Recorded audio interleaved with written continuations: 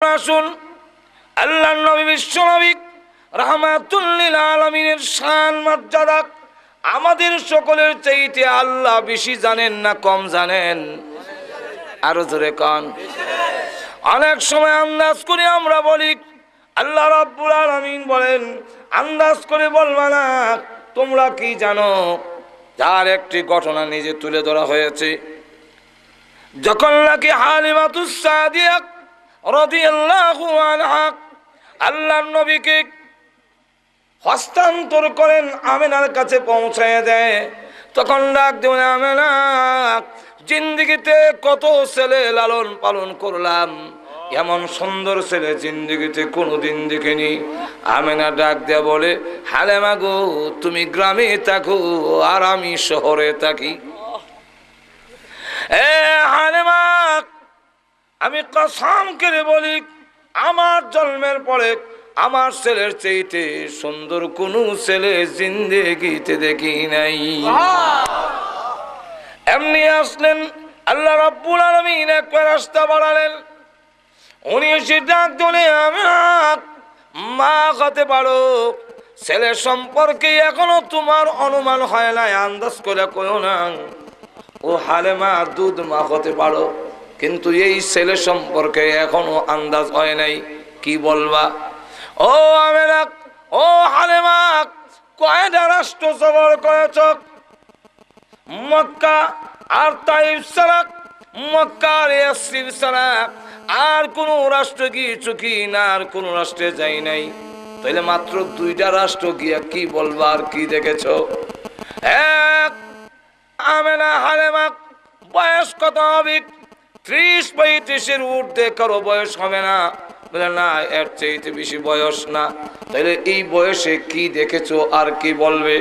ও আমেনা হালেমা, জেনে রাখো, আমি এমন এক ব্যক্তি, আমার জন্ম হয়েছে আজ থেকে লক্ষ লক্ষ বছর আগে। আমি প্রতি মিনিটে তামাম দুনিয়া একবার চক্কর দিতে পারি।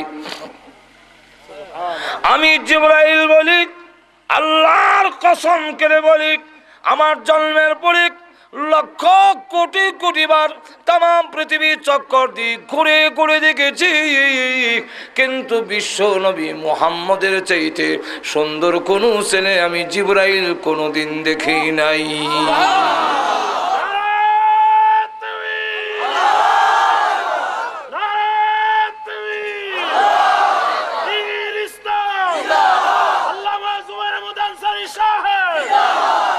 এমনি আল্লাহ ডাক দিল, ও জিবরাইল, আন্দাজ করে কইও না, অনুমান করে কইও না, তুমিও তো তাদের মতো বললি। তুমি কি বলবে আমার নবীর শান? তুমি কি জানো আমার নবী সম্পর্কে বলবে? ও জিবরাইল, আমেনা বলে আমি দেখি নাই, আমেনা বলে আমি দেখি নাই, তুমিও বললে আমি দেখি নাই। আমি দেখি নাই কথার দ্বারা আমার নবীর শান হইল না। ও জিবরাইল, আমেনাকে জানায়া দাও, হালেমাকে জানায়া দাও, তুমিও জেনে রাখো, এই পৃথিবীর সমস্ত মাখলুক আমি আল্লাহ বানাইছি। আমার বন্ধুর চাইতে সুন্দর কোন মাখলুক আমি আল্লাহ সৃষ্টি করি না। এটা হলো চূড়ান্ত, যেরকম ঠিক না। তাহলে আল্লাহ রাব্বুল আলামিন বিশ্ব নবীর শান মর্যাদা তুলে ধরেছেন। নবীর কি শান হবে? বিশ্ব নবীর শান মর্যাদা এমন কতগুলো গুণ বলতে হবে যেগুলো আমাদের নবীর কাছে আছে আর কারো কাছে নাই। এটা হইল নবীর শান, এটা হইল নবীর শান। আল্লাহ রাব্বুল আলামিন সমস্ত নবীকে যা দিয়েছিলেন আমাদের নবীকে তা দিয়েছিলেন, কিন্তু আমাদের নবীকে যা দিয়েছেন সকল নবীকে তা দেওয়া হয় নাই।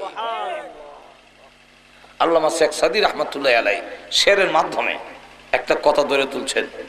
শেরের মধ্যে বলেন, হুসনে ইউসুফ দামে ঈসা, হুসনে ইউসুফ দামে ঈসা ইয়াদ বাইজাদারি,